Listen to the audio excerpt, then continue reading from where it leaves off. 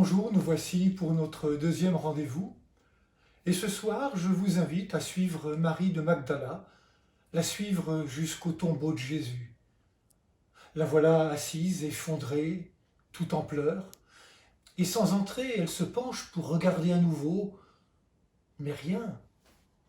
Le corps de Jésus, le corps de celui qu'elle aimait n'est plus là.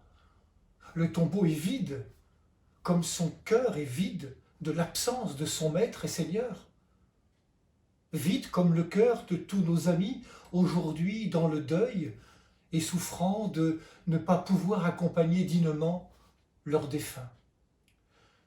Les larmes de Marie-Madeleine rejoignent celles des familles en deuil d'aujourd'hui.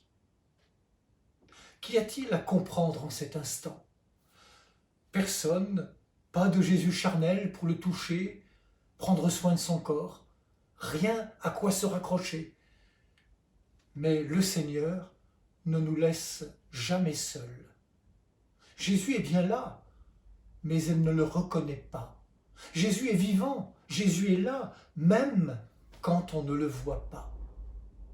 Alors Jésus, fidèle à lui-même, dans sa manière de porter son attention aux plus démunis, dans sa grande compassion, prend l'initiative. Pourquoi pleures-tu?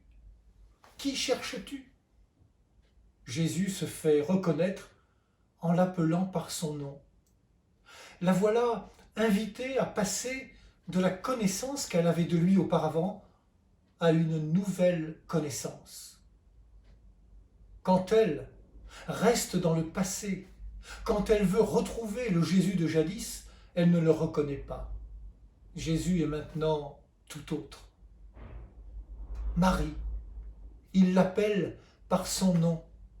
On se souvient que Jésus, dans l'évangile de Jean, est le bon berger qui connaît chacune de ses brebis par son nom.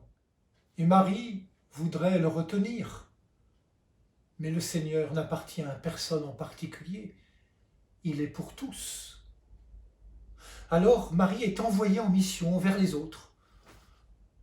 Eux et elles aussi ont droit de connaître la bonne nouvelle de Pâques. Est-ce que j'accepte de dire Rabbouni à Jésus?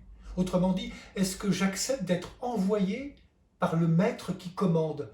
C'est la signification de Rabbouni. Être envoyé là où peut-être je n'avais pas pensé ou pas envie d'aller.